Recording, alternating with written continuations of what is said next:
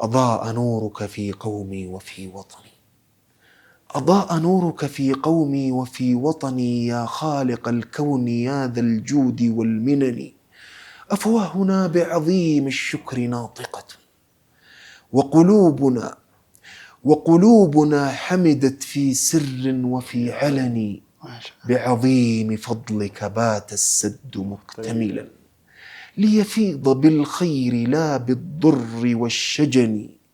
إثيوبيا اليوم تمضي في مسيرتها نحو الشموخ بلا كل ولا وهن، لن توقف الركب أحجار مبعثرة، يا من قذفت بها في غابر الزمن.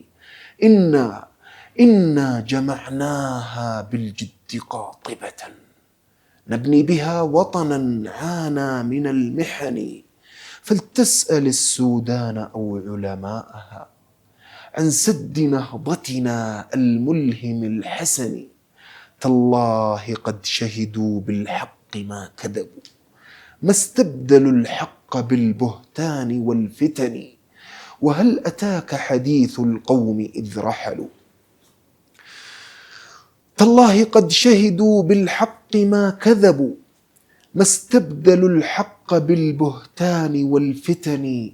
وهل أتاك حديث القوم إذ رحلوا، وهل أتاك حديث القوم إذ رحلوا لمجلس الأمن بالشكوى وبالحزن، وبات ناطقهم في الجمع مرتبكا، وزعمه بأمور السد أدهشني. وبات ناطقهم في الجمع مرتبكا، وزعمه بأمور السد أدهشني.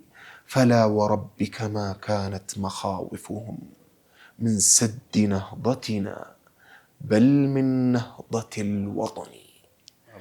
سنبني السدود تلو السدود على النهر تلو النهر، ولن توقفنا أي قوة على وجه الأرض إلا بإذن الله، حتى يحقق الشعب الإثيوبي كل تطلعاته ويستفيد من حقوقه وموارده الطبيعية. ما شاء الله ما شاء الله ما شاء الله.